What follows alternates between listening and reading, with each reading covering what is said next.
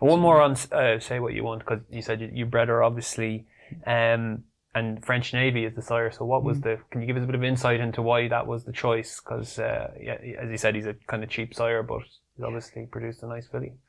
Yes, so I'll go back to the beginning because I'd like to think it's a good story. So the mare I bought because I rode her out when I was younger, riding out in the car. I rode her out myself and I always liked her.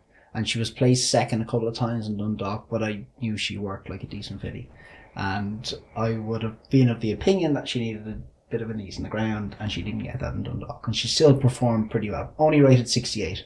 I'll just throw that in there. But anyway, I bought her for 800 quid. And I was delighted because I was a young lad, and sure, I owned her myself, and this was the start of it. So, she was a vocalised mare, and as you'll probably know, Jim Bulger has made that stallion. So maybe I fancied myself as a little mini version, but I won't insult the man by even saying that. But I bought the mare anyway for 800 quid, and I wouldn't have had the money as a young lad to go and send her to a 10, 15, 20 grand stallion. So what we did was we bought a little share in French Navy, me and my dad, for I think it was 4 grand, and you get a cover for 4 years, and then you get a lifetime cover thereafter, provided you support the stallion for the first 4 years with the mare.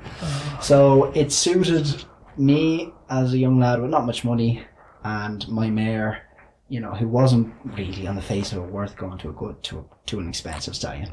But I like French Navy because he performed in France. He won a group race at every age from 2 to 7. He was a son of Chamerdal. He was tough, nice looking horse, good temperament, and I just thought he would suit my mare well, and that was the chance I took. Excellent.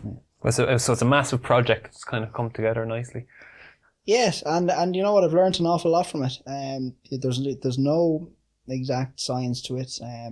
You just kind of fiddle around with a little bit of information in your mind. You look what you have in front of you, and you try and breed one to the other and hope for the best. And I'm learning all the time.